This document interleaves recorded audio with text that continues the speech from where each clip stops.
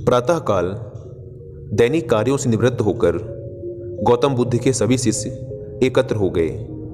गौतम बुद्ध ने संदेश देना आरंभ किया। वे बोले, आज मैं तुम्हें ऐसे व्यक्ति की कथा सुनाता हूँ जिसके पास सब कुछ होते हुए भी वह दुखी था। गौतम बुद्ध ने कहना आरंभ किया, किसी नगर में एक सेठ रहता था।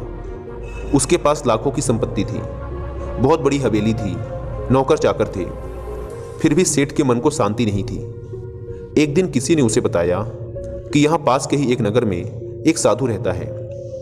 वह लोगों को ऐसी सिद्धि प्राप्त करा देता है कि उससे मनचाही वस्तु मिल जाती है। सेठ उस साधु के पास गया और उसे प्रणाम करके निवेदन किया, महाराज, मेरे पास धन की कमी नहीं है, पर फिर भी मेरा मन बहुत अशांत रहता है। आप कुछ ऐसा उपाय बता दीजिए कि मेरी अशांति दूर हो जाए। सेठ ने सोचा कि साधु बाबा उसे कोई ताबीज दे देंगे या और कुछ कर देंगे जिससे उसकी इच्छा पूरी हो जाएगी और उसका मन हमेशा के लिए शांत हो जाएगा।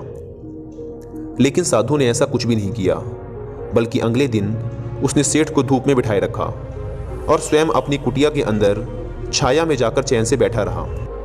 गर्मी के दिन थे। सेठ का बुरा हाल हो गया। उसको बहुत गुस्सा आया, पर उसने किसी तरीके से खुद को शांत रखा। दूसरे दिन साधु ने कहा, आज तुम्हें दिन भर खाना नहीं मिलेगा। भूख के मारे दिन भर सेठ के पेट में चूहे कूदते रहे। अन्न का एक दाना भी उसके मुंह में नहीं गया। लेकिन उसने देखा कि साधु ने तरह तरह के पकवान उसी के सामने बैठकर बड़े आनंद से खाए। सेठ उस रात बहुत परेशान रहा। वह एक क्षण को भी नहीं सो पाया। उसे नींद ही नहीं आई। वह रात भर सोचता रहा कि साधु तो बड़ा स्वार्थी निकला। तीसरे दिन सवेरा होते ही उसने अपना बिस्तर बांधा और चलने को तैयार हो गया। तभी साधु बाबा उसके सामने आकर खड़े हो गए और बोले, सेठ, क्या हुआ?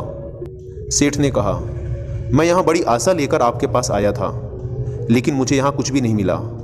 उल्टे मुझे ऐसी मुसीबतें उठानी पड़ी जो मैंने अपने जीवन में कभी नहीं उठाई, इसलिए मैं जा रहा हूँ। साधु हंसकर बोला, मैंने तुम्हें इतना कुछ दिया, पर तूने कुछ भी नहीं लिया। सेठ ने आश्चर्य के भाव से साधु की ओर देखा और बोला, आपने तो मुझे कुछ भी नहीं दिया। साधु ने कहा, सेठ, पहले दिन जब मैंने तुम्हें धूप में बिठाया और स्वयं छाया में बैठा रहा, तब मैंने तुम्हें बताया कि मेरी छाया तेरे काम नहीं आ सकती। जब मेरी बात तेरी समझ में नहीं आई, तो दूसरे दिन मैंने तुम्हें भूखा रखा और स्वयं खूब अच्छी तरह खाना खाया। उससे मैंने तुम्हें समझाया कि मेरे खा लेने से तेरा पेट नहीं भर सकता। सेठ, याद रख, मेरी साधना से तुझे सिद्धि नहीं मिलेगी। तूने अपना धन अपनी मेहनत से कमाया है और शांति भी तुझे अपने पुरुषार्थ, साधना और अपनी मेहनत से ही मिलेगी। सेठ की आंखें खुल गई। अब उसे अपनी मंजिल पर पहुंचने का रास्ता मिल गया था।